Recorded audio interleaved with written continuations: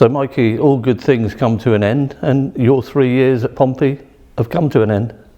Yeah, it's been a fantastic 3.5 years since I came back to the club, and yeah, really great moments and great people to work with, and I've loved every minute of it. And yeah, it feels weird to be leaving, but obviously looking forward to the next challenge. Which is Brighton, of course. Yes, yeah, Brighton. So the opportunity to work at a Premier League club doesn't come up very often. So it's an opportunity that I'm very grateful for, and hopefully it'll be a successful one. What would be, if you look back and putting you on the spot, what would be the highlights of your 3.5 years? It's a difficult one, isn't it? Because there's been so many positives to take out of it. I think clearly anyone that makes a first team debut is a pretty special moment for any member of the academy, I think, that's worked with a player.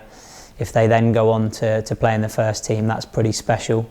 Certainly there's been quite a few over the years, and there's been a lot of staff that have put a huge amount of effort into helping those players to get out onto the pitch at Fratton Park. And I think seeing the likes of obviously Connor Chaplin, Adam May, Brandon Hunstrup, Alex Bass, all those guys starting to grow and really cement themselves as first team players has been a real pleasure.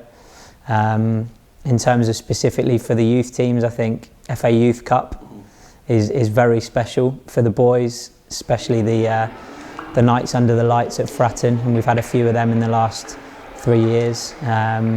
Probably Man City being the biggest highlight, where we really pushed them all the way, and at 1-1, you maybe thought that we were going to sort of nick it against one of the biggest clubs in the country, if not the biggest. So that was pretty special. And then I think the Premier League Cup last season, providing that pathway for the boys that maybe have made it into the first team, but weren't actually playing regularly.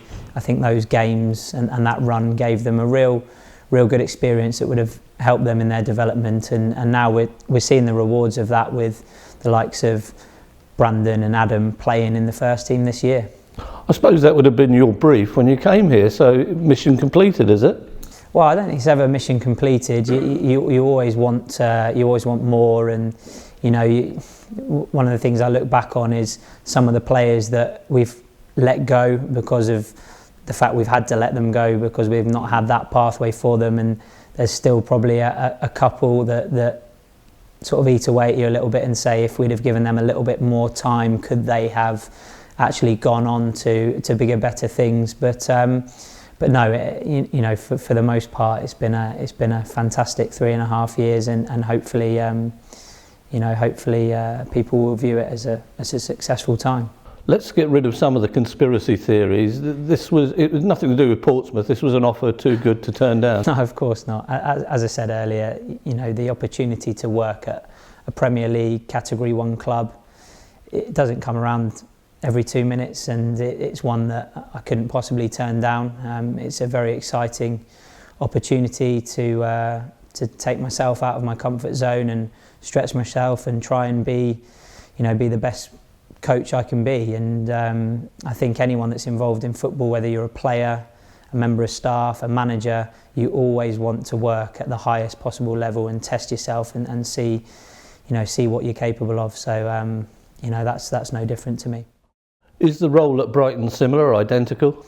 Yeah, similar. Yes, we'll be working with the under-18s as I have been here with Mark Beard. So I'm looking forward to working with him. He's a top guy, and I'm sure I can learn a lot from him and hopefully bring some things to the table myself. So yeah, really looking forward to it. There's obviously a few ex-Pompey people down there as well. So that's always nice when you go into a new environment, but there's some friendly faces. So yeah, I'm really looking forward to the challenge. Now you go into a Premier League club, Premier League build-up. It's going to be more difficult to get young players into first-team status, surely? Yeah, I think you're right. I think the challenge obviously is higher because the standard required to make it will be higher. So it will be, a real challenge.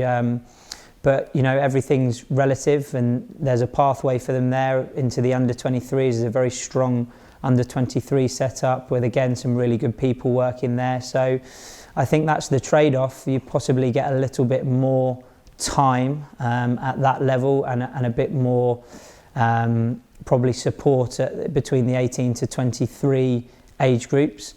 So I think that can help, because I think we've got some fantastic footballers in this country. I really, really believe that from what I've seen over the years. And for me, it's just about getting them the opportunities to progress and to try and get into that first team environment. You're going to have to look at the England youth setup and the teams that have won different cups over the last few months. Will they ever get a chance, those players? Well, that's the million-dollar question, isn't it? If we want to be successful at senior level internationally, I think they've got to get a chance. They've got to be playing in those games, those Champions League games, those Premier League games, getting that experience to make sure they can reproduce it at the higher level. But listen, to be winning tournaments at the younger age groups is a fantastic sign, and it's a real positive, because if you look at the history of countries that have won major tournaments, they have a history of having success at the age groups. And I think there's some really, really good work going on, and hopefully everyone working in academies up and down the country, would be it category 4 to category 1, are all having their own impact and putting a positive influence into that situation. I suppose this is a move. You haven't got to really have a lot of upheaval, because it's not a million miles away. No, not a million miles away. So it's nice to remain on the south coast. And yeah, as I say, I'm really looking forward to the challenge.